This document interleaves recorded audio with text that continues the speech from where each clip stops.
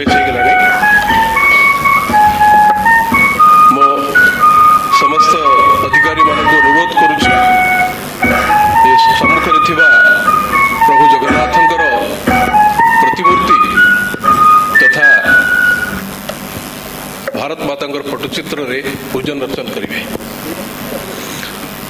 हरि ओम इसे चेत्वा वायवस्थ देवो वश्विता प्रारपायात श्रेष्ठतमाय कर्मणे परम पूज्य सरसंघ अन्य अधिकारी फोटोचित्र माल्यार्पण तथा पुष्पार्चन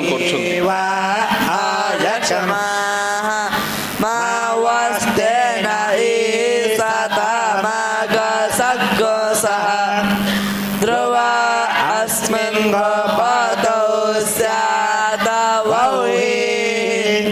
यजमानस्य पशुन् पाहि वसो पवित्रमसि द्योरासि पृथिव्यासि मातरस्वानो धर्मोऽसि विश्वदा परमेण दाम्ना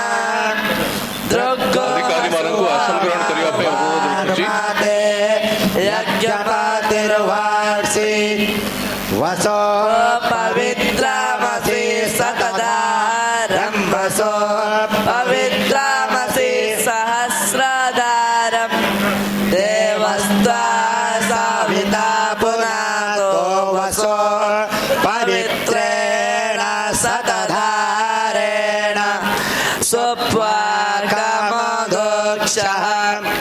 सा विश्ववायो सा विश्वकर्मा सा विश्वधायाः। हरि ओम। एबे जो बटुकु माने स्वस्ति वाचन करुथले सेमाने होचंती पद्मश्री बाबा बलियांकर प्रतिष्ठित अनंत बलिया वैदिक विद्यापीठ तेलेंगा बाजार तेलेंगा पेंठ कटकर विद्यार्थी सेमान को पुणी आउ थे अनुरोध करुच्ची जे सेमाने गीता पाठ करेंगे।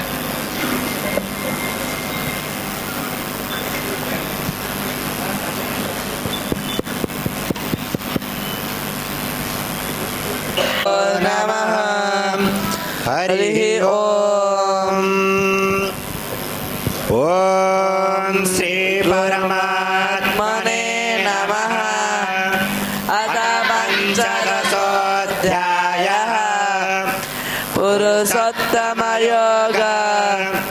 श्री भगवानुवाच ऊर्ध्वमूलमधः साकमस्वथं प्रहुराभ्ययम् छन्दांसि यस्य पर्णानि यस्तं वेद स वेदवेत् अधश्च ऊर्ध्वं प्रसृता तस्य साका गुणा प्रवृद्धा विषयप्रबालः अधस्य मूलाननुसन्ततानि कर्मानुबन्धीनि मनुष्यलोके नरोपमस्येह तथोपलभ्यते नन्तो न चार्थिर्न च सम्प्रतिष्ठा अस्वात्थमेनं सुविरूढमूलमसङ्गशस्त्रेण प्रकृतिस्थानि करसति शरीरं यदवाप्नोति यच्चाप्युक्तामतिस्वरः गृहीत्वैतानि संयाति वायुर्गन्धानि वासयात् स्वत्रं चक्षुस्पर्शनं च रसनं घ्राणमे अधिष्ठाय मनश्चायं विषयानुपसेवते उत्क्रामन्तं स्थितं वापि भुञ्जानं गुणान्वितं विमूढा यतन्तो योऽक्षुधात्मानं नैनं पश्यन् च ते यदादित्यगतं ते च जगद्भासयतेऽखिलं यच्चन्द्रामसि यच्चाग्नो तत्ते चोभिद्धि कामा विश्व च भूतानि धारयामि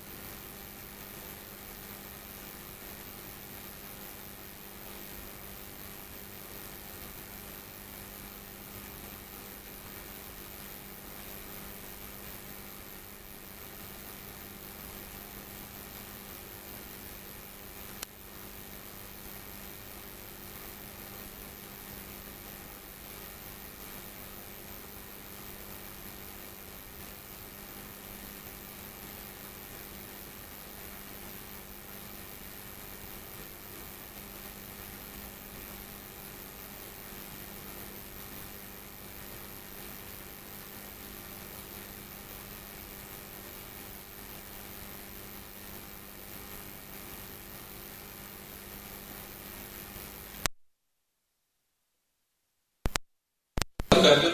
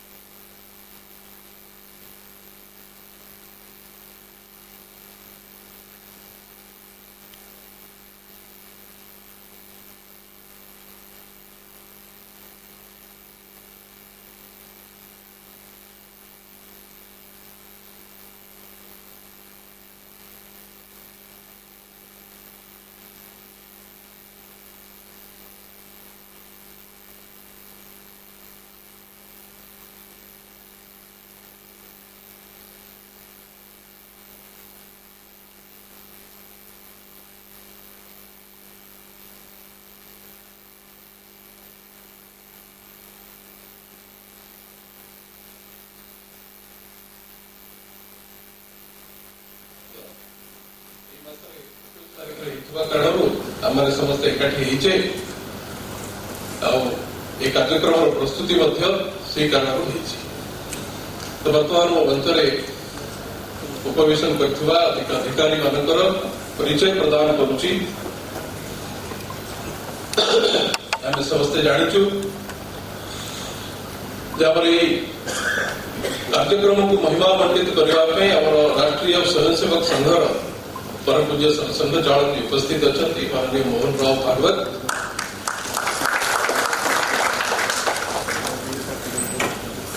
मोहन राव जी जन्म महाराष्ट्र चंद्रपुर पठारे होता। से अकोला डॉक्टर पंजाब राव देशमुख कृषि विद्यापीठ रे स्नातक डिग्री लाभ कला 1974 मसीह प्रचार बाहर एवं विभिन्न दायित्व रही जमी नागपुर प्रांत से तो से नागपुर प्रांत प्रचारक पर विदर्भ प्रांत प्रचारक वर्तमान आम जहाँ बिहार कहूँ बिहार और झारखंड उभय प्रांत गोटे क्षेत्र संघ दृष्टि तो से क्षेत्र माननीय क्षेत्र प्रचारक एवं परवर्ती समय से अखिल भारतीय दायित्व ग्रहण कले।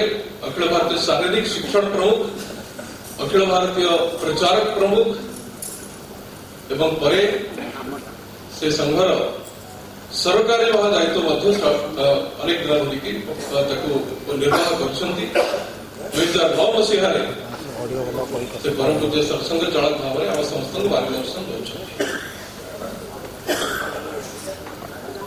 दौर डाण पटे बस माननीय डॉक्टर जयंत राय चौधरी से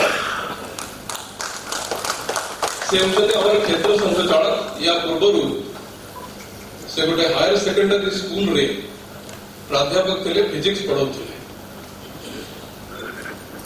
डाण पटे बस माननीय समीर कुमार महांती ओडिशा पूर्व प्रांत ओडिशा वर्तमान व्यवस्था दृष्टिकोण दुईटा प्रांत विभक्त ओडिशा पूर्व प्रांतर से माननीय संघ चालक दायित्व अच्छा। पूर्व से कमर्स प्राध्यापक थिले एवं परे से बैंक रे अधिकारी भाव में काम कले स्टेट बैंक रे एवं अवसर ग्रहण कला परे स्वैच्छिक अवसर ग्रहण कला परे से संघर काम वर्तमान कर पूज्य सरसंघ चालक पाखे एपटे बसते से होती माननीय मनसुखलाल सिठिया से सहप्रांत संघ चालक अच्छा ओडिशा पूर्व से जड़े प्रतिष्ठित व्यवसायी एवं ता सहित तेरापंथ जैन परंपरा जो 13 पंथ अच्छी से 13 पंथर से अखिल भारतीय अध्यक्ष अच्छा पाखे जी बस से होती माननीय श्रीनिवास मानसिंह से बैंक अधिकारी थे एवं से महानगर संघ चालक अच्छा महानगर गोटे जिला से जिलार संघ चालक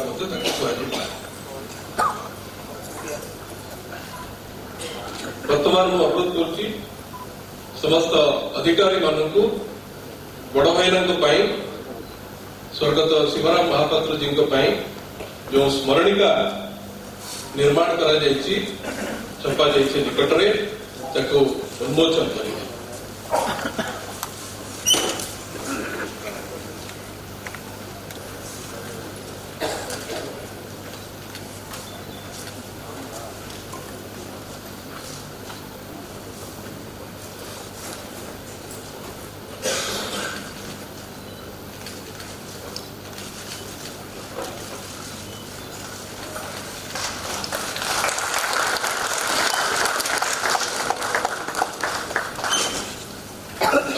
स्थान ग्रहण करने श्रद्धांजलि कार्यक्रम आरंभ केन्द्र प्रचार प्रमुख आदरणीय श्री प्रसन्न कुमार मिश्र को अनुरोध करुच्ची प्रदान कर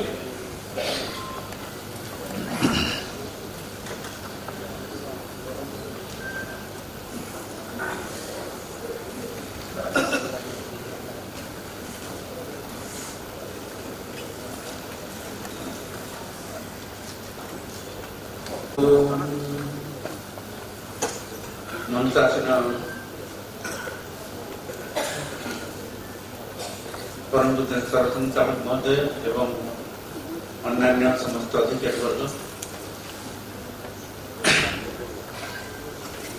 स्वर्गत शिवराम महापात्र स्मृति उद्देश्य आज जो सभाटी होती सभा मत प्रथम वक्ता हिसाब से रखी भावुची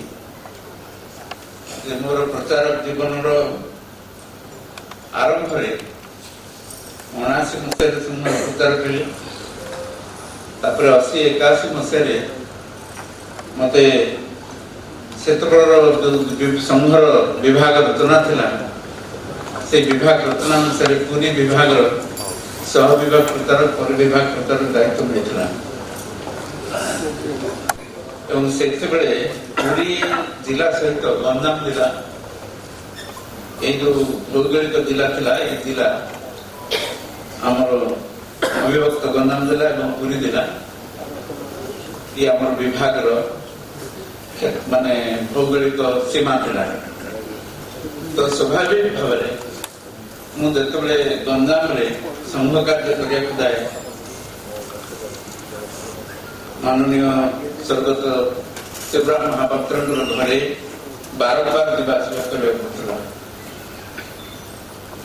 अन्य भाई प्रकाश कले घर कुमार शासन परवर्ती समय दुईटी स्थान में गोटे कटक एवं अन्यटी ब्रह्मपुर गोटे प्रकार कर्मक्षेत्र होता शिवराम महापात्र महोदय से ब्रह्मपुर कर्मक्षेत्र से माने 5 भाई शिवराम महापात्र विजयराम महापात्र जयराम महापात्र अभिराम महापात्र एवं राजाराम महापात्र ए भितर राजाराम महापात्र सभा सान भाई से संघर कार्यकर्ता हिसाब से जोग दे सारी मुझे एवं प्रथम कर शिवराम महापात्र महोदय संघ शाखा को आसवा आरंभ कले जेहेतु से केवल शिवराम महापात्र कहले आम बुझा जी जो से समय गंजाम सारा ओडिशा साहित्य क्षेत्र जो प्रतिष्ठा थिला से प्रतिष्ठा दृष्टि एत उच्च स्थान में थे संघ से तार गोटे प्रकार निज भाव ग्रहण करथिला जिलार संघ चालक दायित्व देते एक कहले अत्युक्त हेब नहीं गंजाम जनसाधारण ओडिशार जनसाधारण पाखे साहित्य दृष्टि से बहुत उच्च स्थान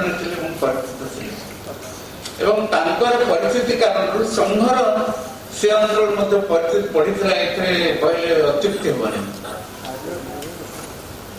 एवं गंजाम जिलार विशेषकर ब्रह्मपुर अंचल ब्रह्मपुर सहरांचल से ब्रह्मपुर अंचल समस्त जनसमाज प्रति गोटे आदर दृष्टि देखुले तेणु सी जो संघ शाखा आसिले स्वाभाविक भाव में समस्ते संघ कौन बुझापी मुझे गोटे दुटा कथा कहूँ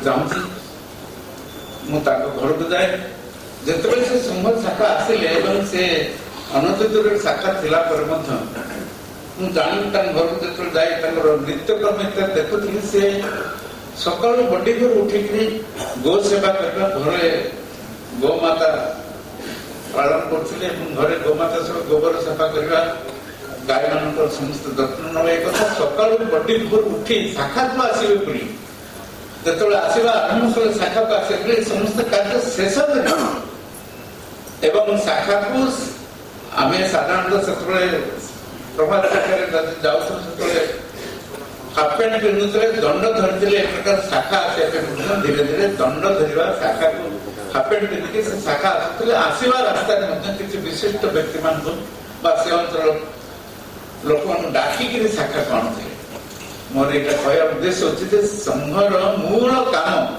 संघ चालक दायित्व रहा करते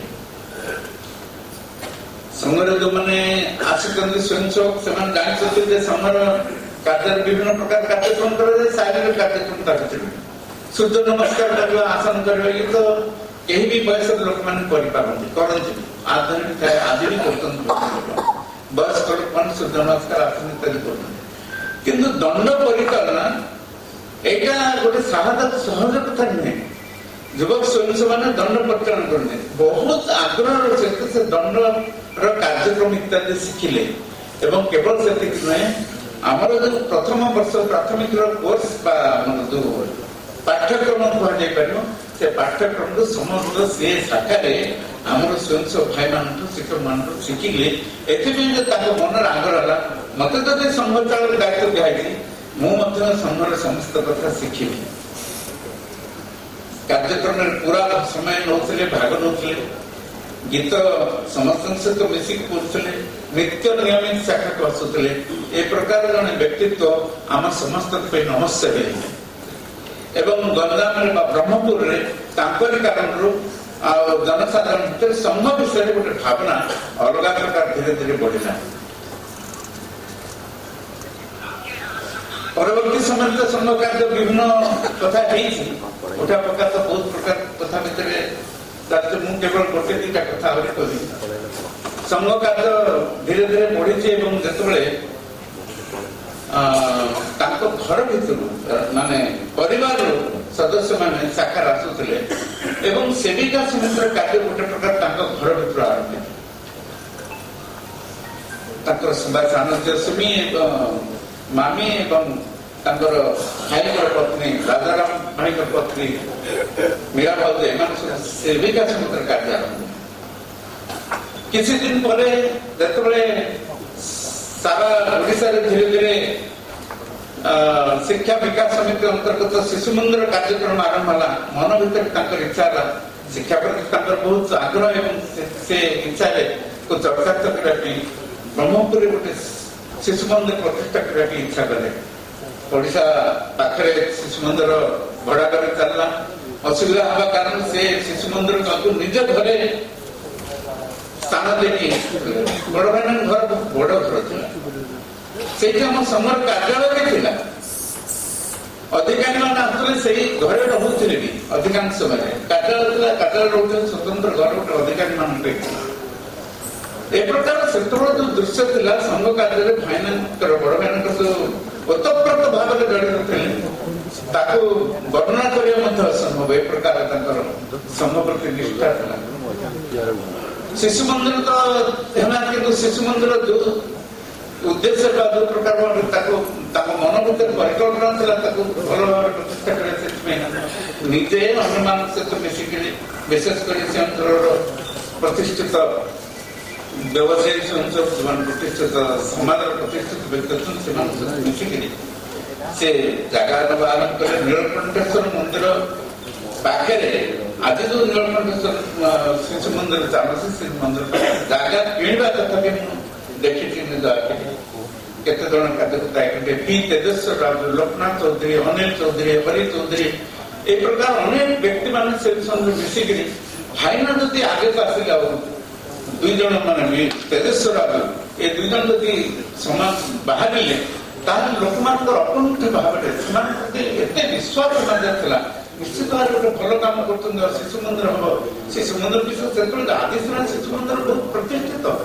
ଆଉ ନୀଳକଣ୍ଠେଶ୍ୱର ମନ୍ଦିର ଶିଶୁ ମନ୍ଦିର ନୀଳକଣ୍ଠେଶ୍ୱର ଶିଶୁ ମନ୍ଦିର ଆଜି ସାରା ଓଡ଼ିଶାର ବିଭିନ୍ନ ସ୍ଥାନ କରିଛନ୍ତି। କିନ୍ତୁ ସେତେବେଳେ କିଏ ଜାଣିଥିଲା ସେଇ ଶିଶୁ ମନ୍ଦିରର ପ୍ରତିଷ୍ଠା ଦୃଷ୍ଟିରୁ ଜମି କିଣିବା, ଘର ତିଆରି କରିବା ଇତ୍ୟାଦି କାମରେ ନିଜେ ଠିଆ ହେଇକି ସବୁ କାମ କରିଥିଲା।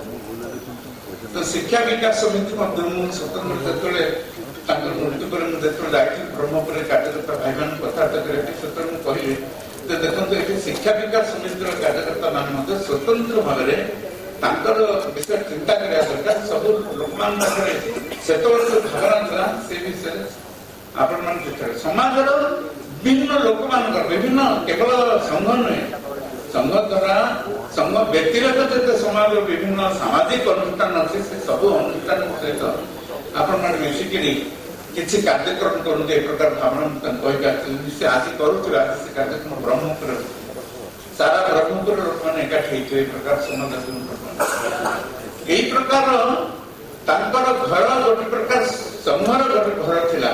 ଆମେ ସ୍ୱାଭାବିକ ଭାବରେ ତାଙ୍କ ଘରୁ ବିଭିନ୍ନ ପ୍ରକାର ପ୍ରେରଣା ପାଉଥିଲୁ। ଆଉ ଯେହେତୁ ମୁଁ ପ୍ରଚାର କଲି ସ୍ୱାଭାବିକ ଭାବରେ ବହୁତ ଆଗ୍ରହ ଥିଲା ଏବଂ ଆଉ ପରବର୍ତ୍ତୀ ସମୟରେ ମତେ ଭାରତୀୟ ଜନତା ପାର୍ଟିର କାର୍ଯ୍ୟ ଦିଆଗଲା ସମାଜରୁ ଯିବା ଆସିବା କିନ୍ତୁ ଭାରତୀୟ ଜନତା ପାର୍ଟିର କାର୍ଯ୍ୟ ଦାୟିତ୍ୱ ଥିଲା ପରେ ମୁଁ ଯେତେବେଳେ ବି ବ୍ରହ୍ମପୁର ଯାଉଥିଲି ସବୁ କାମ ସାରିଲା ପରେ ବି ମୁଁ ନିଶ୍ଚୟ ଥରେ ବଡ଼ଭାଇନାଙ୍କ ଘରୁ ଯାଉଥିଲି। କାହିଁକି ମତେ ସେଠିକି ଗଲେ ବହୁତ ପ୍ରେରଣା ମିଳୁଥିଲା, ବହୁତ କଥା ଶିଖିବାକୁ ମିଳୁଥିଲା, ବହୁତ କଥା ଶୁଣିବାକୁ ମିଳୁଥିଲା।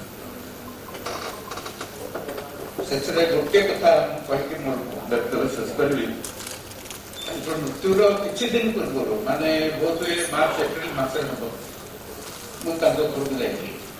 ସେତେବେଳେ ବଡ଼ଭାଇନା ମାନେ ବହୁତ ଦିନ ପରେ କି ଧରିକି ତ ଅସୁସ୍ଥ ଥିଲେ କିନ୍ତୁ ତାଙ୍କର ନିଜର ଫଟୋ ପାଖରେ ନିତ୍ୟକର୍ମ ସାରିବା ଏବଂ ନିତ୍ୟକର୍ମ ସାରିକି ଆସି ଫଟୋ ଉପରେ ବସୁଥିଲେ।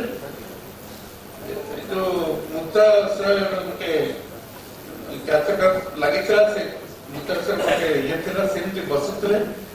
ଏଇ ଅବସ୍ଥାରେ ମୁଁ ଯେତେବେଳେ ଯାଇଥିଲି ତାଙ୍କୁ ଦେଖା କରିବା ପାଇଁ ଖାଲି ଦେଖିକି ଟିକେ ଆଶୀର୍ବାଦ ନ ପାଇଁ ଆପଣମାନେ ଭାବନ୍ତୁ ସେଇଠି ସିଏ ବସିବା ସମୟରେ ଦେଖିଲା ପରେ ଆସ ଆସ ବସନ୍ତୁ ଏକଥା କହିକିରି ପୁଣି ଗୀତ ବୋଲି ଚାଲିଲେ ବିଜୟ ପଥେ ଚାଲରେ ସତ୍ୟ ପଥେ ଚାଲରେ ଗୋଟେ ପରେ ଗୋଟେ ଗୀତ ସଂଗ୍ରହ କରି ଗାଇ ଚାଲେ ବଡ କଥା। ଆଉ ସେତେବେଳେ କିଛି ଭିଡିଓ ମଧ୍ୟ ତାଙ୍କର ହେଇଛି କେତେ ଦିଆଯାଇଥିଲା, କେତେ ଜଣ ଭାଇରାଲ ବି କରିଥିଲେ।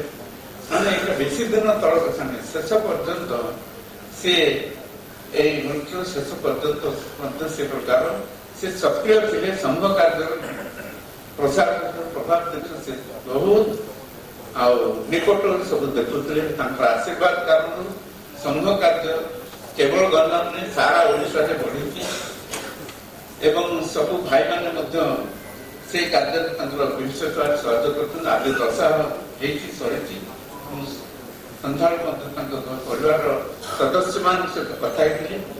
ଏ ପ୍ରକାର ଜଣେ ବିଶିଷ୍ଟ ଆତ୍ମା ଯାହାକି ଆଜି ଆମେ ସମସ୍ତେ ପ୍ରାର୍ଥନା କରୁଛୁ ତାଙ୍କର ଆତ୍ମା ପ୍ରଭୁ ଜଗନ୍ନାଥଙ୍କର ଶ୍ରୀଚରଣ ସ୍ଥାନ ପାଉ ଏବଂ ସେ ସ୍ୱର୍ଗରେ ରହିକି ମଧ୍ୟ ସମସ୍ତଙ୍କୁ ଆଶୀର୍ବାଦ କରନ୍ତୁ ଏବଂ ସଂଘ କାର୍ଯ୍ୟ ତାଙ୍କର ଅବଦାନ ଅଛି ସେ ଅବଦାନ ଆମ ସମସ୍ତଙ୍କ ପାଇଁ ଅବିସ୍ମରଣୀୟ ହୋଇ ରହିବ। ଏତିକି ମାତ୍ର କହି ସଂଘର ମୌଳିକ କାର୍ଯ୍ୟ ହେଲା ବ୍ୟକ୍ତି ନିର୍ମାଣର କାର୍ଯ୍ୟ। ଆଉ ସେ ବ୍ୟକ୍ତି ନିର୍ମାଣ କାର୍ଯ୍ୟରେ ଜଣେ ବ୍ୟକ୍ତିର ଆଦର୍ଶ ମଧ୍ୟ ଆବଶ୍ୟକ ହୁଏ। ତେଣୁ ଯେତେବେଳେ मान्य बड़ भाईना निजक आदर्श हिसाब से अन्य समस्त सामने प्रतिष्ठापित करथिले तो स्वाभाविक भाव में कामर पश्चात्धावन करने अनेक व्यक्ति कर्तव्य हो जाता केवल संघ काम नुहे सरस्वती शिशु मंदिर निर्माण करने अवदान थिला जो समय से शଯ୍ୟାଶାୟୀ ହେଇକି पड़ते से समय से कार्यकर्ता मानक अनेक समय अनेक प्रकार प्रेरणा देइछंती वो भी से समय जाइथिली आ सेही कथा जोटा माननीय प्रसन्न भाई वर्णना कले से दृश्य समस्त सब कार्यकर्ता जो माने जाइछंती सेठी से तार अनुभव से माने करछंती जणे बड़ी जणे व्यक्तिगत संपर्क रे बड़ा मार्मिक ढंग रे प्रसन्न भाई का वक्तव्य रहा परवर्ती वक्ता भाव में वो आदरणीय दुर्गा प्रसाद साहू जी आम पूर्व क्षेत्र माननीय क्षेत्र कार्यवाह अच्छा पूर्व क्षेत्र कहले बेंगल एवं ओडिशा उभय को मिसिक जो क्षेत्र निर्माण होती पूर्व क्षेत्र कहुए से पूर्व क्षेत्र कार्यवाह अच्छा से पूर्व अध्यापक थे उद्भिद विज्ञान पढ़ाऊे वर्तमान सर्वसर प्राप्त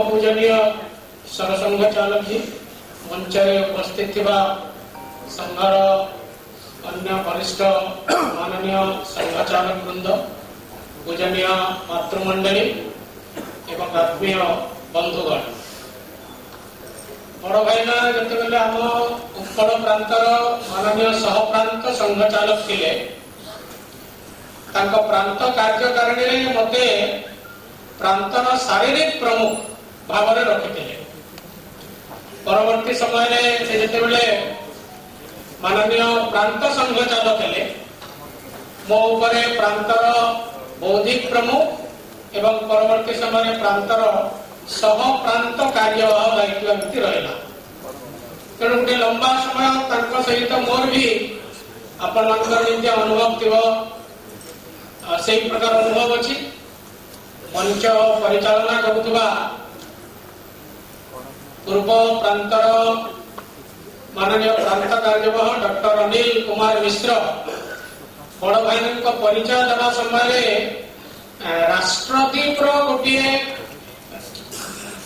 जो वार्ता विलास विषय रखुते माने सांप्रतिक घटना को गोटे राष्ट्रीय दृष्टिकोण दौले व्यंगात्मक भाव में सही समय घटी जाउतबा घटना को आम केवल गोटे सामान्य घटना ए प्रकार न भावी कौ धरण राष्ट्रीय विचार देवा राष्ट्रीय दृष्टिकोण विचार करवा तार से गोटे ज्वलंत माने उदाहरण आकार में सब प्रकार से प्रति सप्ताह लेखा बाहर अच्छा केवल से राष्ट्रदीप लेखिबा विषय नथिला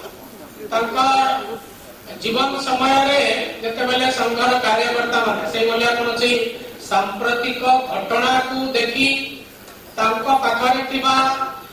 इनफॉरमेशन रो आधार रे से घटनार विश्लेषण करी मन में जो प्रकार प्रभाव पड़ुला विभिन्न प्रकार प्रश्न आसुला मन में द्वंद्व आसुला गोटे प्रकार सहित कथबार्ता कला समय भी तार समाधान आसुला यही प्रकार अनेक उदाहरण अनेक कार्यकर्ता अच्छी दिने प्रभात शाखा से आसी आम जन विभाग स्तर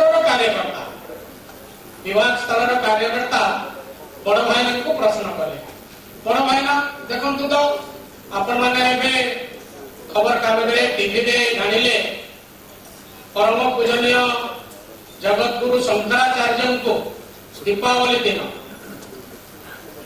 गिरफ कर प्रकार आरोप लगा जड़े हत्याकारी चरित्र हनन तो जड़े हिंदू समाज सर्वश्रेष्ठ व्यक्ति जदि यही प्रकार आचरण करेंगे आम समाज सामने केमती मुह देखा केमती कहवा तो बड़ भाई ना से कार्यकर्ता प्रश्न को शुणी से हसी दे से कहले देख घटना कौन वर्तमान आम जहाँ बाहर जानू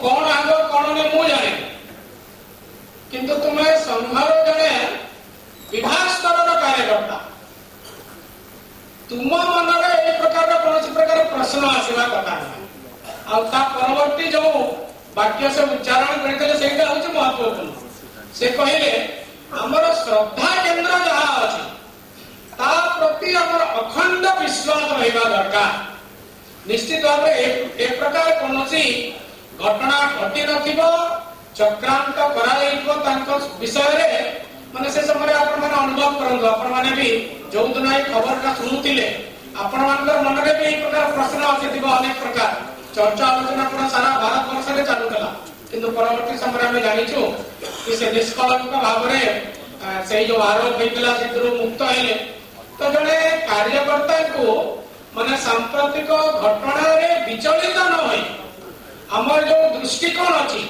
विशेष कर से जो कथा कहले श्रद्धा केंद्र सब ता ऊपर अखंड विश्वास रखिबा कथा समय समय प्रकार घटना हमर घटे तेनो ताको हमें किमितिया ढंग रे लेबा कथा अति सरल भाव रे युक्ति से राष्ट्रदीप रे उठे वर्णना आकार रे व्यंगात्मक रखुतले से प्रकार न है साधारण कार्यकर्ता को नहीं करी जे कोनोसी प्रश्नर सम्मुखीन होचंती जण कार्यकर्ता तांकर से उत्तर एई प्रकार ढंग रे रखुते आ उठे घटना जण हमर कार्यकर्ता सेना बाहिनी रे चाकरी करते तांकर मन रे आसेला मो सेना बाहिनी चाकरी छाड़ी के प्रचार पे से समय आजिकल भलिया एक प्रकार मोबाइल इत्यादि नथिला से चिट्ठी लिखे बड़ भाई को पाखो परिचय तांकर घनिष्ठ केबा कारण केमती कथा मु इच्छा करू कि सेना बाहिनी चाकरी रो चाकरी छाड़ी नहीं कि मु संघर प्रचार करी करी भारत मातार सेवा कर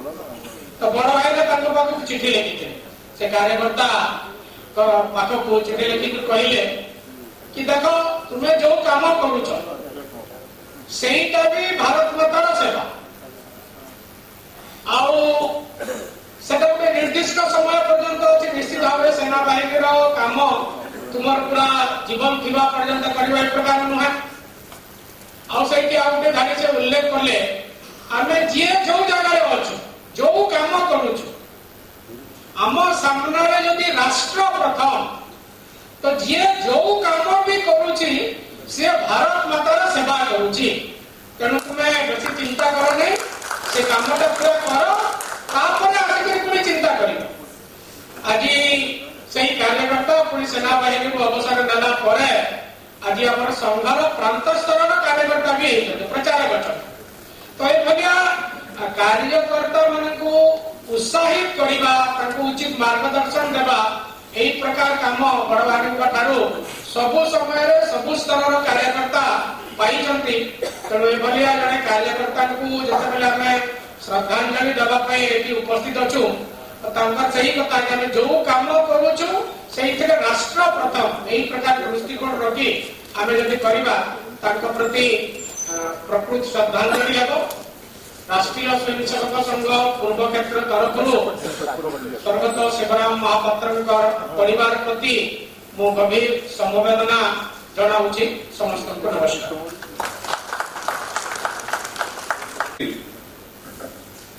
जो वार्ता विलास बाहर से उपस्थापन तो व्यंगात्मक थिला किंतु सांप्रतिक समाज चित्रण मध्य थिला दुईटा व्यक्तित्व दुईटा दिग आम देखी पारे लेखक हिसाब से अलग प्रकार किंतु अधिकारी भाव में माननीय संघचालक भाव में जो दायित्व जो मार्गदर्शन रोकला से भिन्न थिला से कहते श्रद्धा केंद्र प्रति अखंड विश्वास कार्यकर्ता मान रहा दरकार जहाँ भी काम आम करुचु से भाव मन भर रहा दरकार जे आम भारत माता सेवा करुचु राष्ट्र प्रथम पाखर आम जो प्रकार उचित मार्गदर्शन लाभ करे ये संपर्क में आज आमको माने दुर्गा भाई किसी घटना माध्यम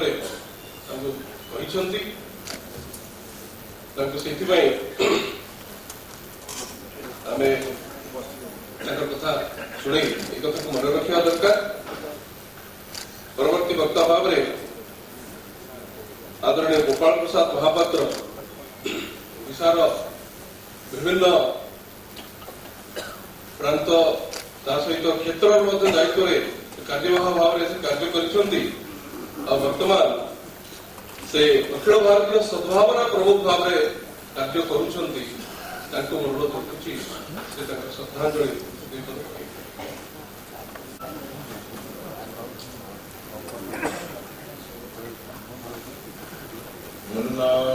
जगन्नाथ मद्गुरु श्री जगद्गुरु मदात्मा सर्वभूतात्मा तस्मै श्री गुरुवे नमः। नमो नमः श्री गुरुपादाभ्यां नमो नमः श्री गुरुपादाभ्यां नमो नमः श्री गुरुपादाभ्यां। रत्नाकरादो तपदां हिमालयगिरिं ब्रह्मराजशिरप्राढ्यां वन्दे भारतमातरं वन्दे भारतमातरं वन्दे भारतमातरं। परम पूजनीय सरसंघचालक जी, मंचासीन समस्त संघचालक वर्ग, उपस्थित अन्यान्य मानवीय अधिकारीगण, मातृमंडली, सज्जन मंडली, श्रद्धांजलि कौन कर्मकांड महाविद्यालय पढ़ुवा समय पंडित सदाशिव रथ शर्मा आसते आम गोटे कार्यक्रम गोपबंधु जयंती होता से समय से उल्लेख करते महात्मा मानकर जीवनी संपर्क में स्मरण कले पुण्यार्जन होता है। जहाँकर श्रद्धांजलि सभा अनुष्ठित होची से महात्मा दृष्टिकोण कौन कम न कारण महात्मा संपर्क में जहाँ कहुच्छी कर्मण्येकम मनस्येकम वचस्येकम महात्मा जार कर्म वचन एवं मन मन कर्म वचन तीनोटी जाक समान था सी हूँ महात्मा। जहाँ संपर्क में चर्चा करते जीवन से भाई से जहाँ चिंता करते से कथा को प्रकाश करते से कथा को निज जीवन आचरण ही प्रकाशित करते मन वचन कर्म तीनोटी जाक समान था। तेणु श्रद्धांजलि कौन कर्मकांड नुह श्रद्धांजलि कारण श्रद्धांजलि सभा कारण जन विषय जो चर्चा हुए जीवन विभिन्न दिग संपर्क में जो चर्चा हुए सेटा अन्य प्रेरणार स्रोत होता है। 1978 मसीहा उत्कल हिंदी विद्यापीठ पुरी गंजाम विभाग बैठक चलता है। आम सब बैठक व्यवस्था बैठक सरीवा पर तत्कालीन विभाग कार्यवाह स्वर्गत रवीन्द्रनाथ प्रतिहारी मु कांधे हाथ पकई मत चिन्हिच देखी चिंतित मुझे नाम जानी आस जा परिचय करवा सहित परिचय करदे दीर्घकाय आम संचालक जी उच्चता प्राय उच्चता जोड़ा तत्व चेहरा मुहर गोटे दिव्य झलक तार आसूसी धोतीटे पिंधि हाफ सार्टे पिंधि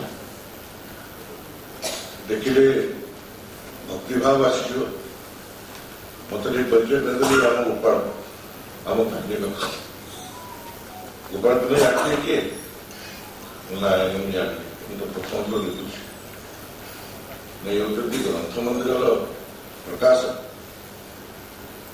मान्य शिवराम महापात्र गंजाम जिला संघचालक मुझे प्रथम परिचय एवं प्रथम परिचय ही गोटे प्रकार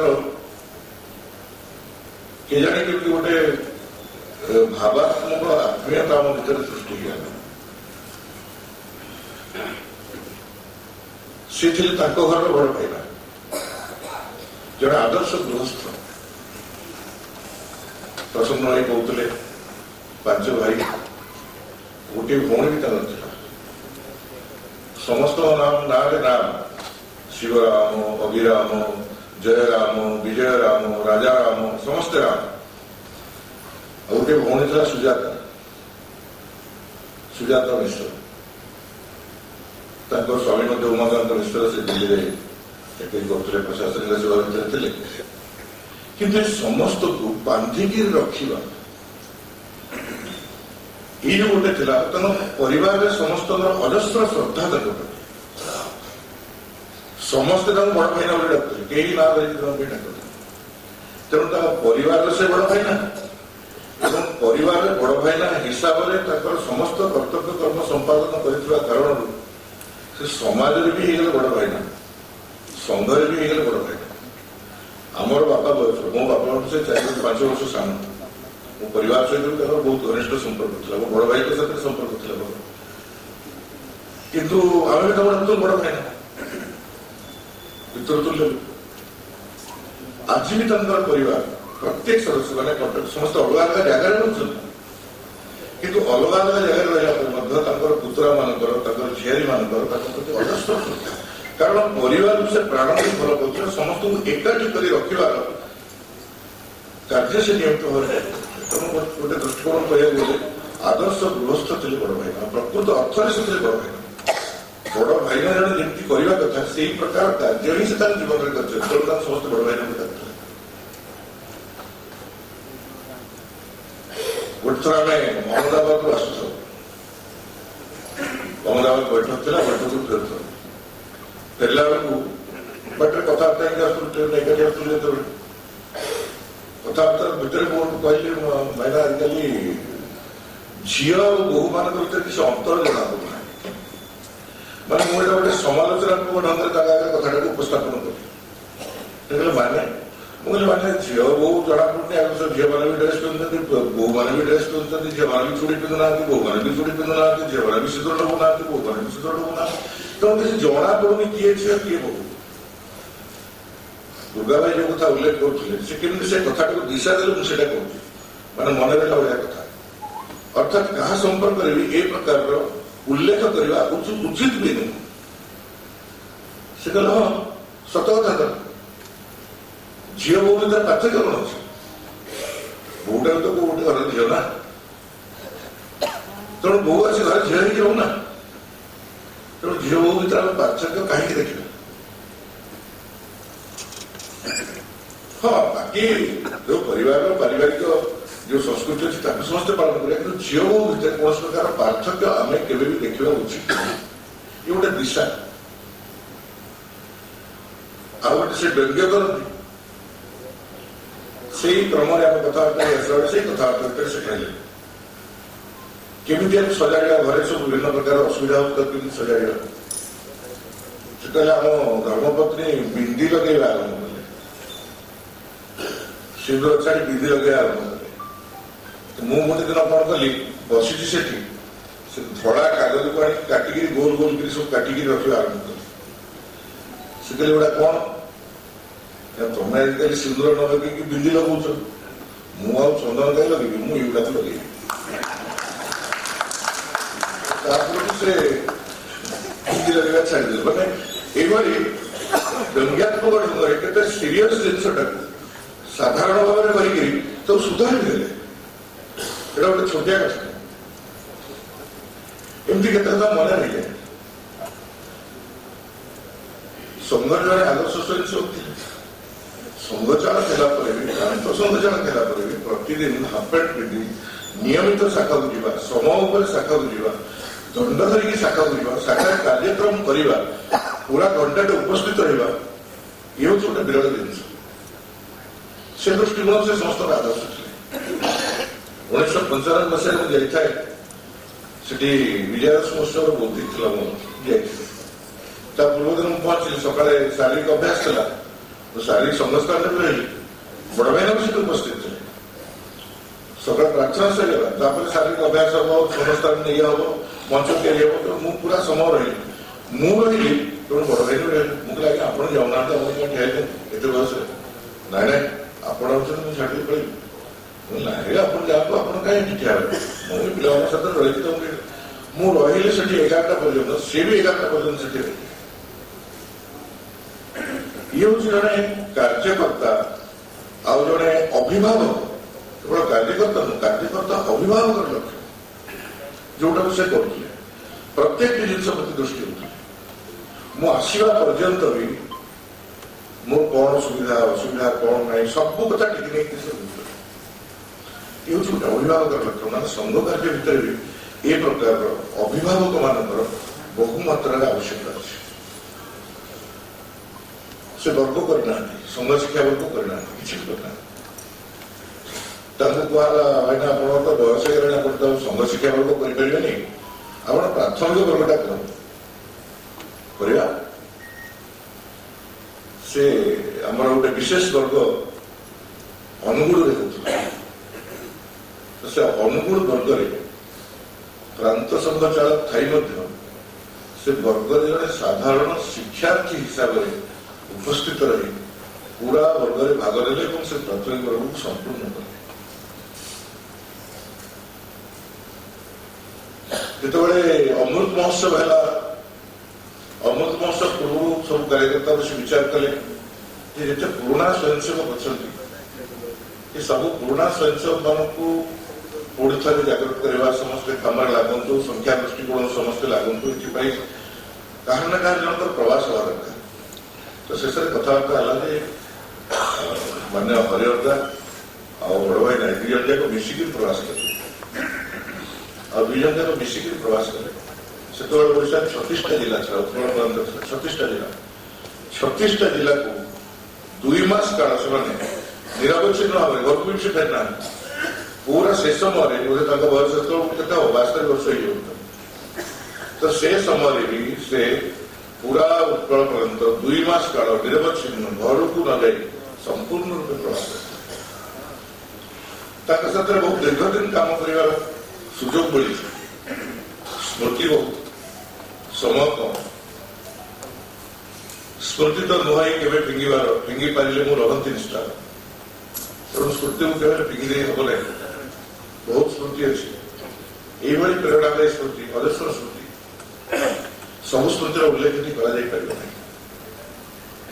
କିନ୍ତୁ ଏ ପ୍ରକାରର ବ୍ୟକ୍ତିତ୍ୱ ଯିଏ ଆମ ଭିତରେ ଥିଲେ, ସଭା ଶେଷ ସାକ୍ଷାତ ତାଙ୍କର ମୋ ସହିତ ଯେମିତି ପ୍ରସନ୍ନ ହୋଇ ଉଲ୍ଲେଖ କରୁଥିଲେ, 2023 ମସିହାରେ ଆମେ ଯାଇଥିଲୁ, ଗୋଟେ କାର୍ଯ୍ୟକ୍ରମ ଥିଲା।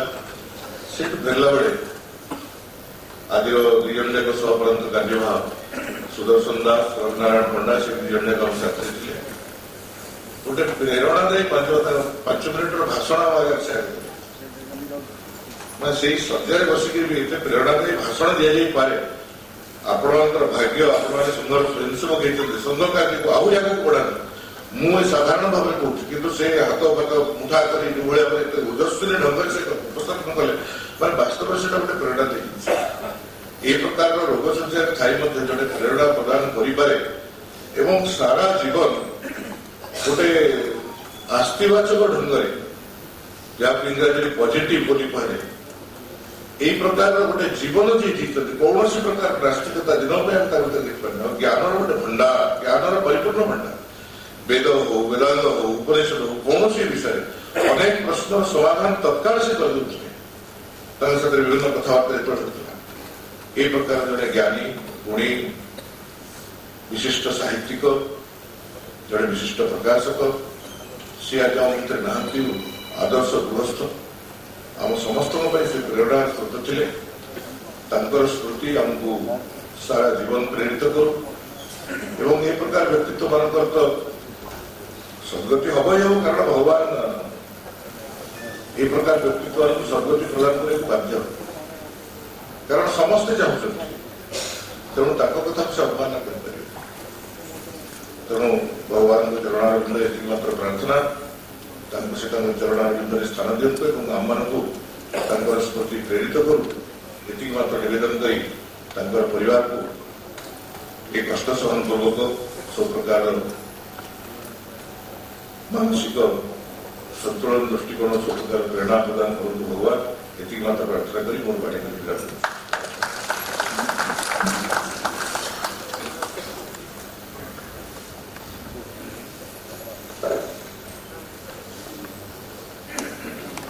वास्तव में से जड़े महात्मा थे तेणु जड़े महात्मा को आम जिते श्रद्धांजलि अर्पण करूँ आम प्रेरणा ग्रहण करने दरकार से अन्य तो निश्चित भाव में प्रेरणा स्रोत थे परिवार भी बड़ भाईला समाज भी बड़ भाईला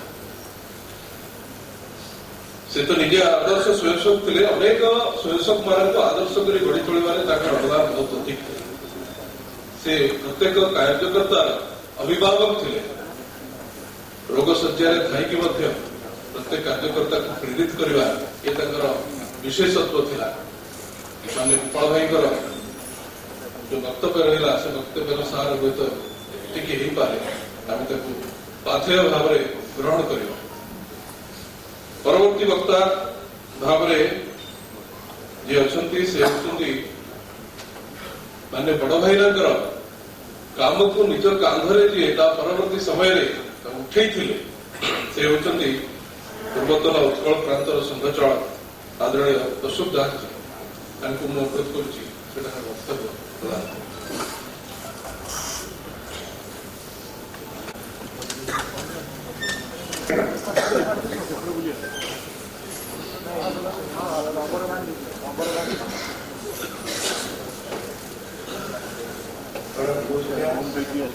सरसंचालक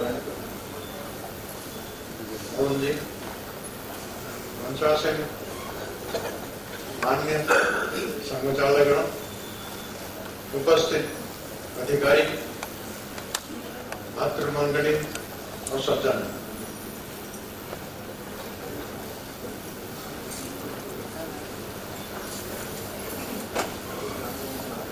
स्वर्गत शिवराम महापात्र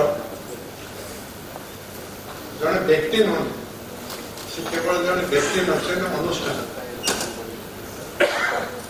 विषय आम बर्तमान पूर्व वक्ता मैंने अनेक कथा कहले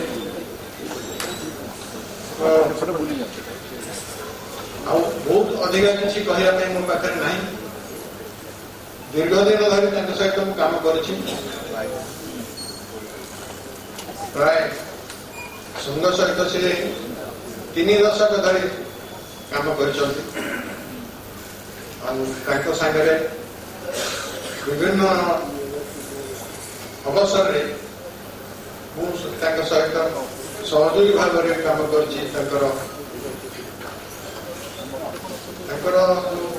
सान भाई राजाराम महापात्र सी वास्तव में छात्रावस्था संघर स्वयंसेवक बनी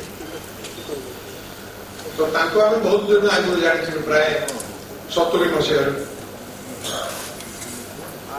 तो सागरे से भल संघर स्वयंसेवक थे उत्साही स्वयंसेवक थे बहुत उत्साही कार्यकर्ता थे तो ये समय परवर्ती समय शिवराम महापात्र सहित जो संघर संपर्क है संघर कार्यकर्ता मैंने संपर्क कले अनेक दिन पर राजाराम भाई जो संघर स्वयंसेवक बनले से समय महाराष्ट्र जड़े व्यक्ति संघर प्रचारक भाव गंजाम जिले थे ना हूँ हरिभाव लोक गरीबा से गंजाम जिलार काम आरंभ करते प्राय कहले से समय परिवार को संपर्क कले और राजाराम भाई स्वयंसेवक राजाराम भाई स्वयंसेवक भाव में से परिवार व्यवहार चलनी आचार चिंता ये सब बड़ भाई को प्रभावित कला सब कह तो से शिवराम बाबू आसिले संघ सहित संपर्कित हेले तो से आमको कहले जब राजाराम भाई बड़ भाई संघ को आसिले तो राजाराम भाई का बड़ भाई ना से समस्त आम समस्त बड़ भाई ना से घरे भी बड़ भाई ना और सारा ब्रह्मपुर साधारण भी बड़ भाई ना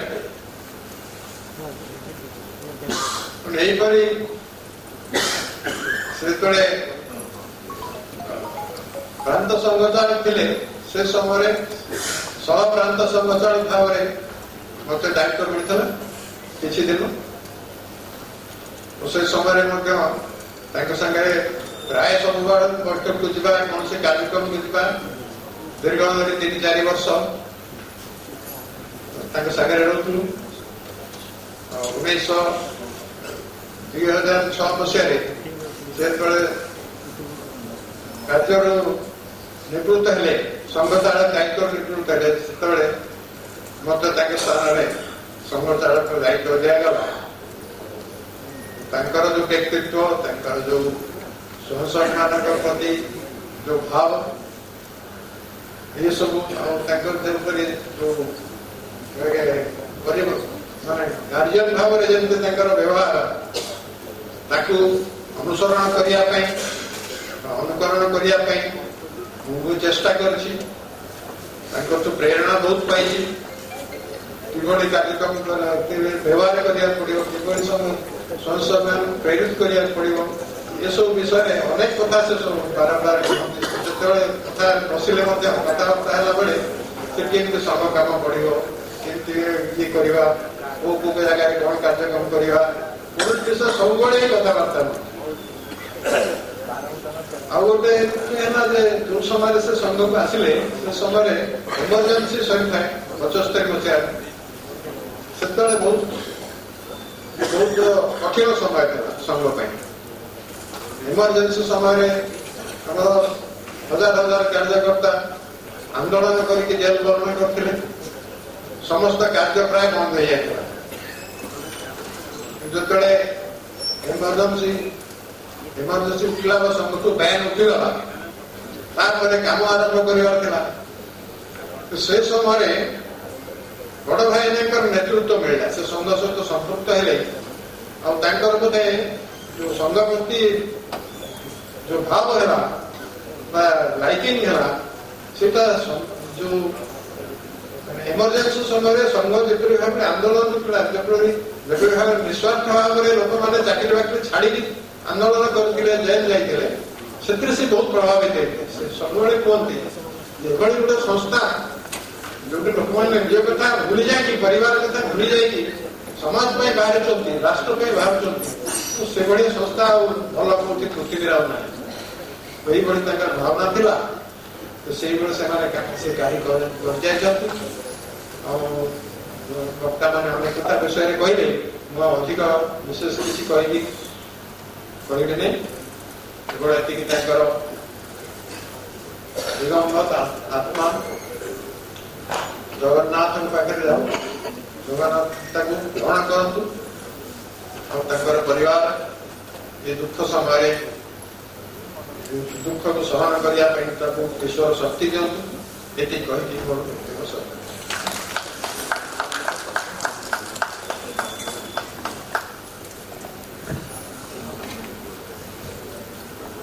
ଆଦରଣୀୟ ଅଶୋକ ଭାଇ ତାଙ୍କର ବକ୍ତବ୍ୟ ମାଧ୍ୟମରେ ବଡ ଭାଇନା କେମିତି ପ୍ରେରଣା ଗ୍ରହଣ କରିଥିଲେ ଏବଂ କାର୍ଯ୍ୟକର୍ତ୍ତା ମାନଙ୍କୁ କେମିତି ପ୍ରେରଣା ଦଉଥିଲେ, ସେ ନିଜେ କେମିତି ପ୍ରେରଣାର ସୁସ୍ଥ ଥିଲେ, ନିଜେ କାମ କରିକି ସେହି ସମ୍ପର୍କରେ ଭୀଷଣ ଭାବରେ ସୂଚନା କଲେ। ମୁଁ ବର୍ତ୍ତମାନ ଓଡ଼ିଶା ପ୍ରାନ୍ତର ମାନନୀୟ ପ୍ରାନ୍ତ ସଂଘଚାଳକ ଶ୍ରୀଯୁକ୍ତ ସମୀର କୁମାର ମହାନ୍ତିଙ୍କୁ ଅନୁରୋଧ କରୁଛି ସେ ତାଙ୍କର ଶ୍ରଦ୍ଧାଞ୍ଜଳି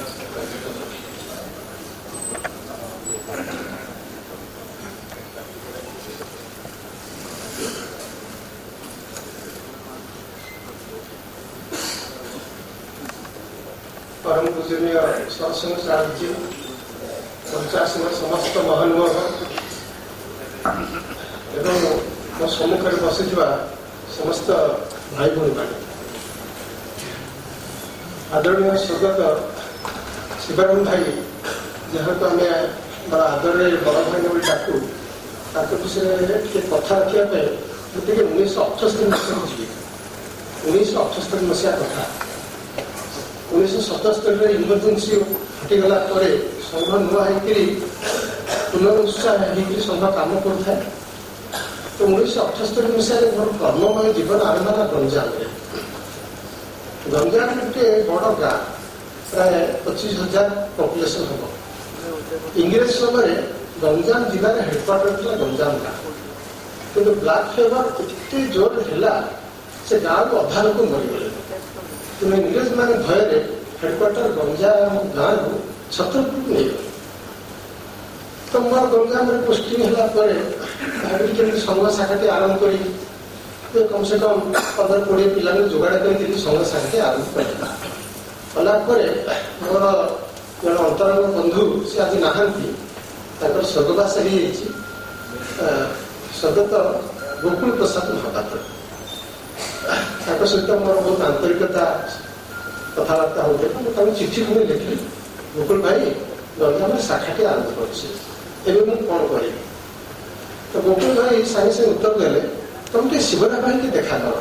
ତମ ଗଞ୍ଜାମ ଗାଁରୁ ବ୍ରହ୍ମପୁର 26 କିଲୋମିଟର ବାଟ, ତମେ ଟିକେ ଶିବରାମ ଭାଇକି ଦେଖା କର। ତ ଶନିବାର ଦିନ ମୁଁ ଶିବରାମ ଭାଇକି ରାତିରେ ବି ଦେଖା କରିବା ପାଇଁ। ତ ଶିବରାମ ଭାଇ କହିଲେ, ହଁ ମୁଁ ବି ଚିଠି ପାଇଛି, ଗୋକୁଳ ଭାଇଠୁ ଚିଠି ପାଇଛି, ତମେ ଶାଖାଟି ଆରମ୍ଭ କରିଛ, ଭଲ ହେଲା। ତ ଆଜି ରାତିରେ ଟିକେ ରୁହ, ରାତିରେ ରୁହ, ଟିକେ କଥାବାର୍ତ୍ତା ହେବା। କାଲି ତ ରବିବାର ଅଛି, ତାକୁ ରବିବାର ଯିବ, କାହିଁ ତରତରୁଛ? ତ ମୁଁ ରାତିରେ ରହିଲି। ରାତିରେ ତାଙ୍କ ଘରେ ଗୋଟେ ଖାଇବାକୁ ନିମନ୍ତ୍ରଣ କଲେ, ସାଙ୍ଗ ହେଇକି ଶିବରାମ ଭାଇ ମୁଁ ଖିଆପିଆ କଲୁ। ସକାଳେ ପ୍ରଭାତ ଶାଖାକୁ ମୋତେ ଡାକିକି ନେଲେ, ବ୍ରହ୍ମପୁରରେ ପ୍ରଭାତ ଶାଖାକୁ ଡାକିକି ନେଲେ। ତ 2 ଜଣ ଯାକ ଆମେ ଶାଖାରୁ ଫେରୁଛୁ। ତ ମୋତେ କହିଲେ, ଶିବରାମ ଭାଇ କହିଲେ ସମୀର ଭାଇ ଆଜି ଯୋଉ ଶାଖା ତମେ ଗଲ କିଛି ମିଳିଲା ସେଥିରୁ? ନାଇଁ କିଛି ମିଳିଲାନି। ଆଚ୍ଛା ତୁମେ ଯୋଉ ଗଞ୍ଜାମରେ ଶାଖା ଲଗେଇଲେଣି ଆଜି 15 ଦିନ ହବ, କିଛି ପାଉଛ? ନାଇଁ ଆଜ୍ଞା କିଛି ପାଉନି। ନା ନା ଆମେ ପାଇଲେ ଶାଖା କିଛି ଅଛି। କ'ଣ ପାଇଲେ? ନା ଗୋଟେ ସତ୍ସଙ୍ଗ ତ ପାଇଲେ, ଗୋଟେ ସଦ୍ ବିଚାର ତ ପାଇଲେ। ହଁ ଶିବରାମ ଭାଇ ଆପଣ ଠିକ କଥା କହିଛନ୍ତି। ଆଜିକାଲି ଯୁଗରେ ଏମିତି ସତ୍ସଙ୍ଗ କୋଉଠି ମିଳୁଛି, ଆଉ କୋଉ ଜାଗାରେ ଏମିତି ସଦ୍ ବିଚାର ମିଳୁଛି? ହଁ ତମେ ଯୋଉଠି ସଂଘ ଶାଖା ଲଗେଇବ କହିବ ସଂଘରେ କିଛି ମିଳୁନାହିଁ, କିନ୍ତୁ 2ଟା ଜିନିଷ ମିଳୁଛି, ସତ୍ସଙ୍ଗ ମିଳୁଛି ଆଉ ସଦ୍ ବିଚାର ମିଳୁଛି। କେତେ ଉଚ୍ଚ ବିଚାର ଶିବରାମ ଭାଇଙ୍କର। ସେ ସମୟ ତ ମୋର ଯୁବକ ସମୟ, ମୋ ମନଟା ବଡ଼ ଆଶ୍ଚର୍ଯ୍ୟ ହେଇଗଲା। ଶିବରାମ ଭାଇ କେତେ ଉଚ୍ଚ ବିଚାର ତାଙ୍କର।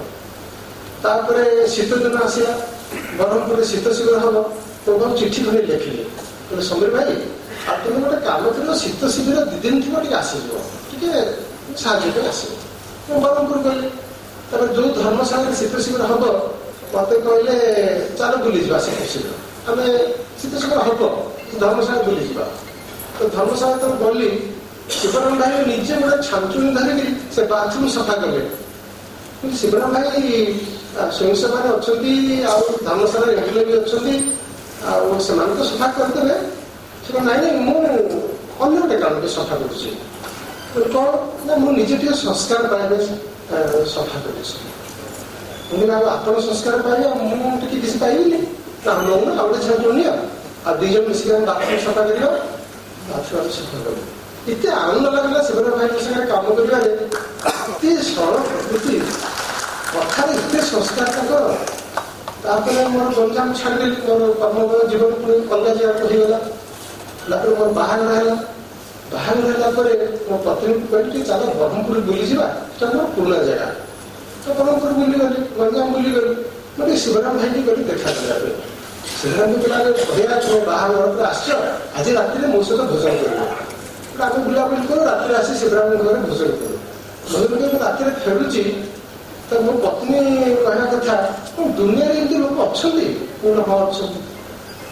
ତମେ ଦେଖିନଥିଲି? ନା ମୁଁ ଦେଖିନି।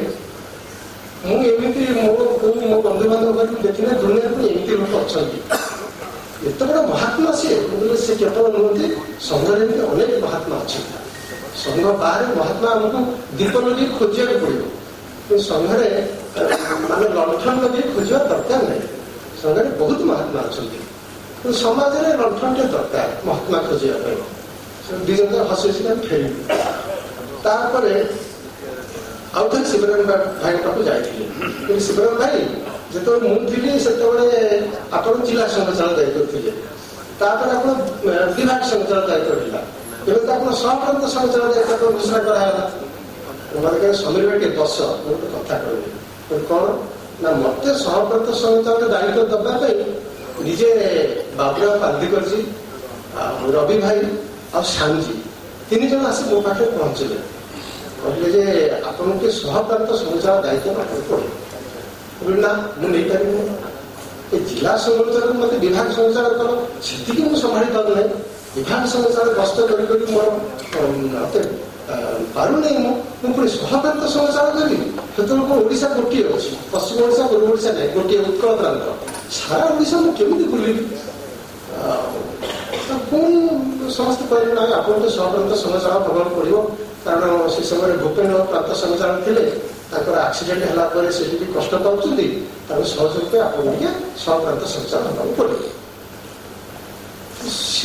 शिवराम भाई कहले मोर कौन योग्यता अच्छी मुझे सहप्रांत संचालन भी मोर तो योग्यता ना सहप्रांत संचालन हवा पे रवि भाई कही पारे चुप हो गए रवि से श्यामजी भी चुप हो गए से उत्तर ना से कथा मोर योग्यता ना मुझे सहप्रांत संचालन बाबुराव पांधिकर जी से कहले अच्छा मोर कौन योग्यता अच्छी मत जो ओडिशा को प्रांत प्रचार कर पठागला गुरुजी कहले बाबुराव तुम जा प्रांत प्रचार हम कहले मोर कौन योग्यता अच्छी मत तो गुरुजी कहदे ना ओडिशा पड़े आसि ओडिशा मो कम आरम्भ कली संघर आम कहार योग्यता नहीं खाली संघर निर्देश मुझे कम कर कम कर योग्यता कहार आम कहार योग्यता नहीं कथा शुणला रवि भाई साहस होगा रवि भाई कहले मत प्रांत कार्यालय कराई मोर को योग्यता अच्छी मोर भी प्रांत कार्यालय योग्यता श्यामजी आपके साहस पाइले श्यामजी कहले मुझे आग्रह विभाग प्रचार थी भारी खुशी थी मत ठेली ओडिशा पठेदेले प्रांत प्रचार करके जहाँ कष्ट पाऊँ मोर योग्यता थोड़ी मत कष्ट पाऊनी तो मोर भी तो योग्यता ना आउ से कौन कहे हाँ ठीक अच्छे जदि आपन इच्छा गोटे अयोग्य लोक भी मत तो कहूँ अयोग्य आपण मैंने कहते समस्त अयोग्य समस्ते कम करवा हाँ जब आप इच्छा संग्रह चाहूँगी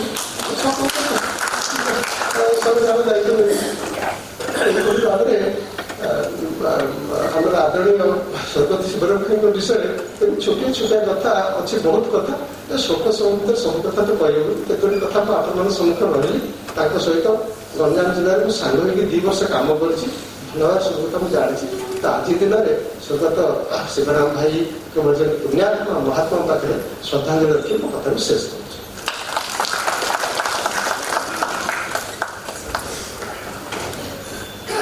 संघ शाखा बोले किसी मिले नहीं किंतु अंततः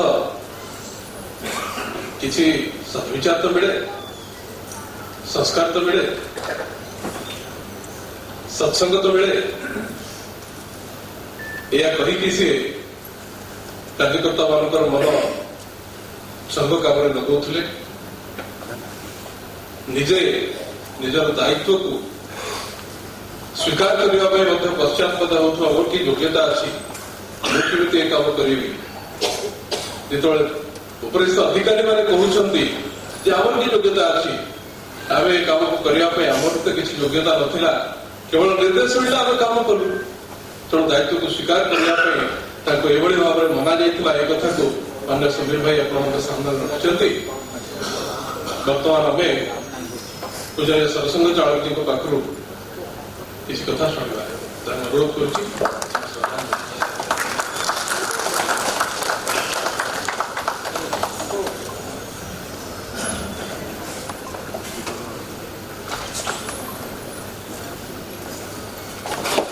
मंचस्थ सभी माननीय संघचालक आत्मीय स्वयंसेवक बंधु सज्जन माता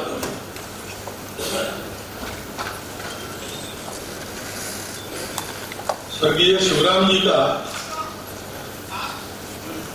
बहुत परिचय आप सब लोगों को है। आप में से बहुत लोगों ने उनके साथ काम भी किया है। मेरा उनका संबंध नहीं रहा।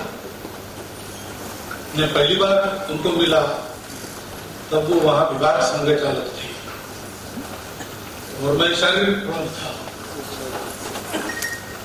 2 दिन वहां रहना था।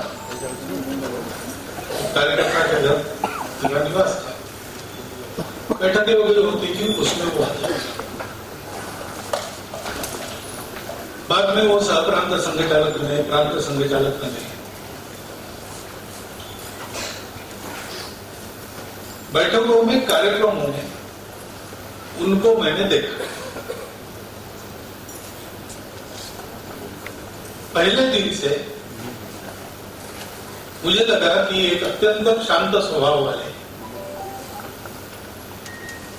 कम बोलने वाले, मृदुभाषी, लेकिन जिनमें प्रचंड शक्ति है सत्व की, ऐसे एक संघ के पुराने कार्यकर्ताओं को मैं देख रहा हूं। ऐसा मुझे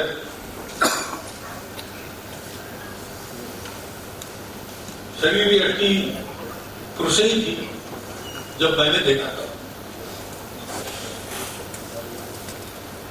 और सहज रूप से सबके साथ घुलते मिलते थे।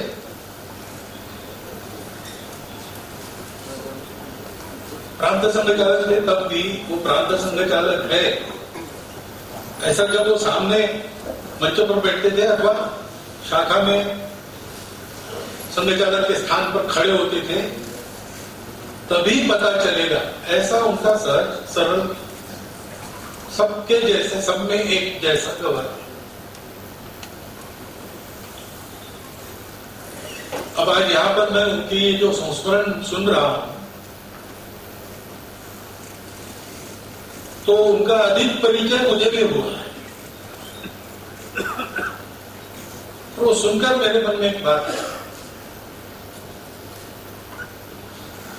महाराष्ट्र में तुकाराम महाराज नाम के एक संत होते, तो उन्होंने अपने काव्य में कहा, अभंग कहते उनके काव्य को, उनका एक अभंग, उसमें उन्होंने कहा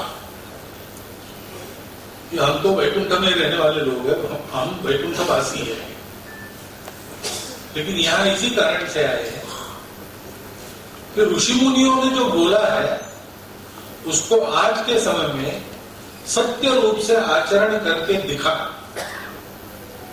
वो तो तत्व है। वेदों का तत्व लोगों के स्मृति में से, वाणी में से हम सुनते हैं, आजकल उसके ग्रंथ वगैरह भी प्रकाशित होते हैं, परंतु ये जो तत्व है उसका आज के समय में व्यवहार कैसे करना, तो हम लोग उसके लिए यहां पर आए। मुझे लगता है कि संघ की बिल्कुल पहली पीढ़ी के लोग, डॉक्टर साहब और उनके साथ जो सारे गुरुजी, बाला साहब, ऐसे सब लोग एक टोली थी। आज तो हम ऊपर लोग हैं तीसरे पीढ़ी के और नीचे 6वीं पीढ़ी तक काम हो रहा है। तो उन लोगों ने अपने अनुभव से जो जो कहा है, संघ के स्वयंसेवक को कैसा होना चाहिए, कार्यकर्ता को कैसा होना चाहिए, संघ चालक को कैसा होना चाहिए, उन सारे शब्दों को आज हमारे सामने व्यवहार से जीकर उदाहरण देने के लिए शिवराम जी थे। एक एक बात, जैसे संघ का संयोग प्रतिज्ञा में कहता है, संघ का कार्य में प्रामाणिकता से, निस्वार्थ बुद्धि से, तन मन धन पूर्वक करूं। अभी प्रतिज्ञा के शब्द स्वयं डॉक्टर साहब ने लिखे। गुरु जी कहते हैं कि एक विशिष्ट आध्यात्मिक स्तर पर आरूढ़ होकर उन्होंने वो लिखे। अब प्रामाणिकता से, निस्वार्थ बुद्धि से और तन मन धन पूर्वक, यानी कैसा, तो हम निश्चित रूप से शिवराम जी के उदाहरण दे सकते।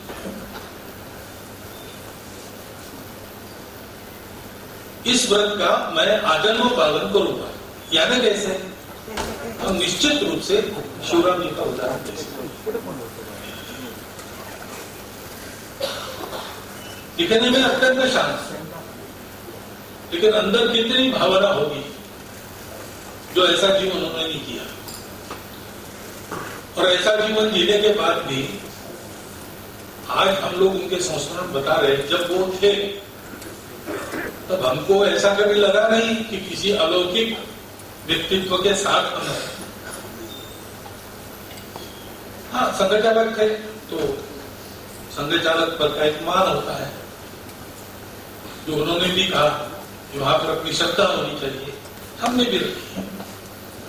परंतु जो संघ चालक बनकर हमारे सामने है वो ऐसे है, ये उस समय मुझे नहीं लगता आपको लगा होगा, मुझे कभी नहीं लगा।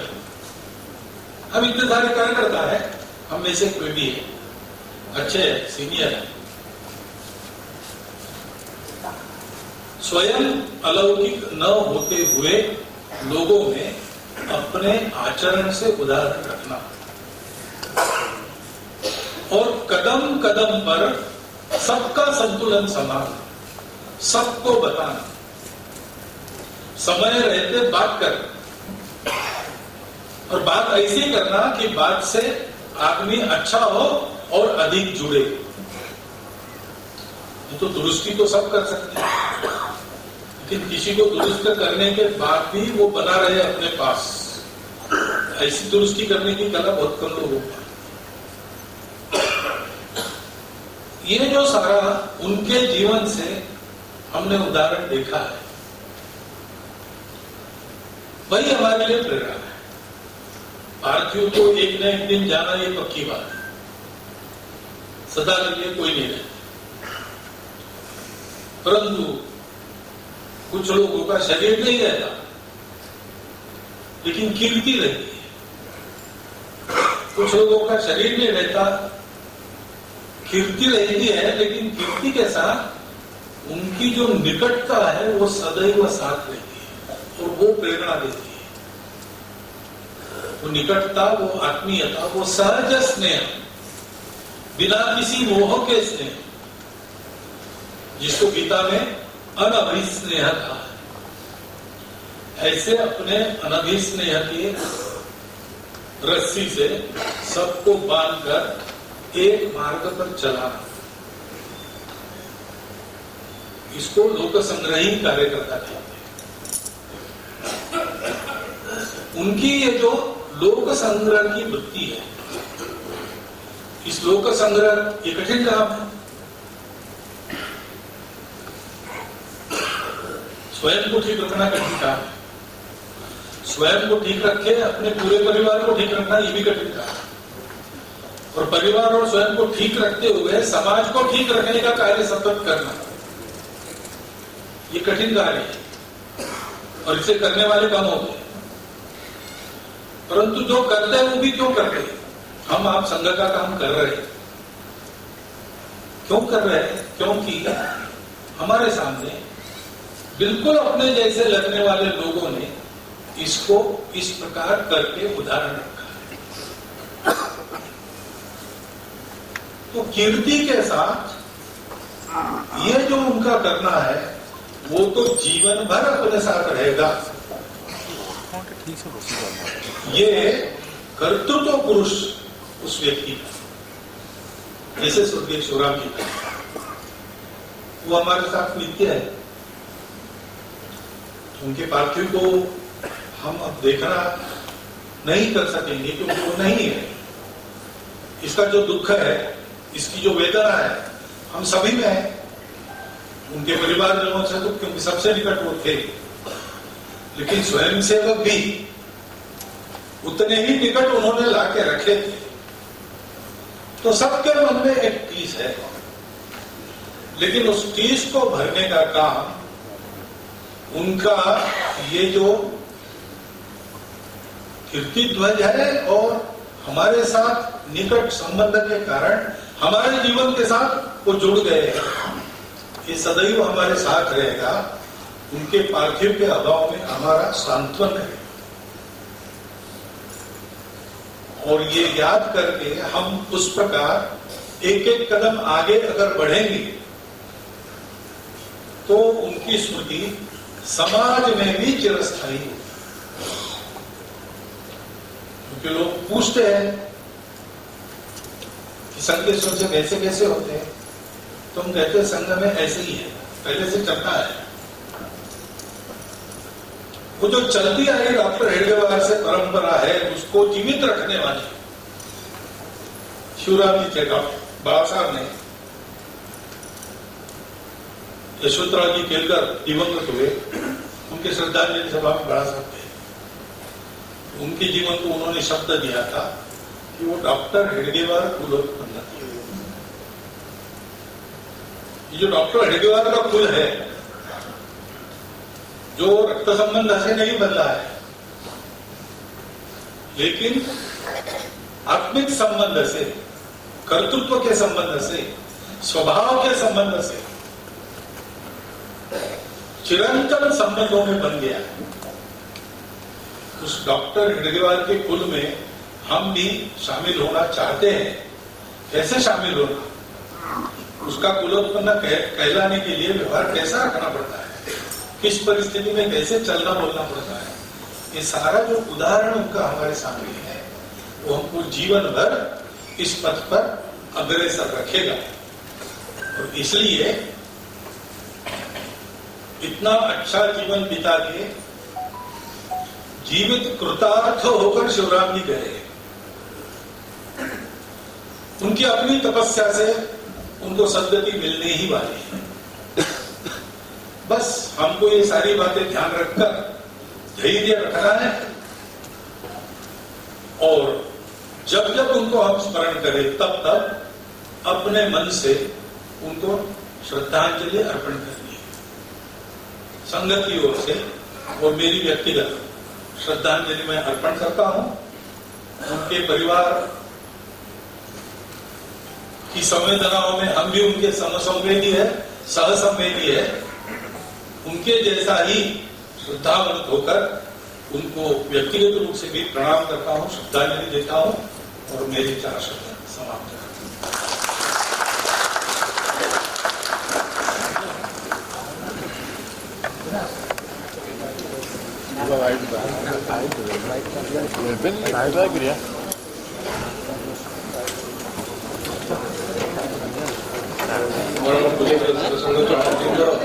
वक्तव्य रहा से वक्तव्य को संक्षिप्त करने साहस करना जहाँ से कहते संपूर्ण वक्तव्य आपण मानकर पाथेय तथापि मोर दायित्व निर्वाह करने मुझे 2-4 कथा आप सामने कहूँ। आमको जहाँ मार्गदर्शन देते तत्व एवं व्यवहार कथा कहते तत्व को व्यवहार नहीं प्रदर्शित करेंगे। तेणु आम मैंने शिवराम जी का जीवन शिखा निजे अलौकिक न हो आचरण में लोक संग्रही हवा ए प्रकार आचरण करके किसी कथा आम सामने मार्गदर्शन भाव वर्तमान आम समस्ते गोटे मिनिट नीरव प्रार्थना करवा एवं आमर शिवराम जी महापात्र सद्गति भगवान का पात्र प्रार्थना करवा। परम सत्संग जन कहते किसी आवश्यकता ना, कारण से निजे निज तथापि कर्तव्य कर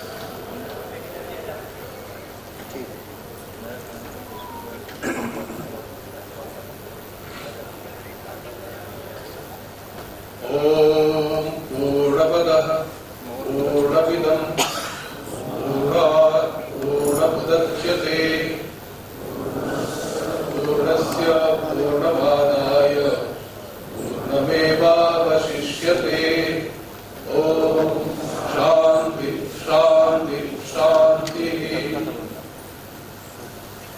या सहित सभा समाप्त होची आपण माने जेतले बाहर को बाहरिबे दक्षिण पार्श्व रे किसी स्वल्पाहार व्यवस्था अछि आपण तो ग्रहण करिके अनुग्रहित करिके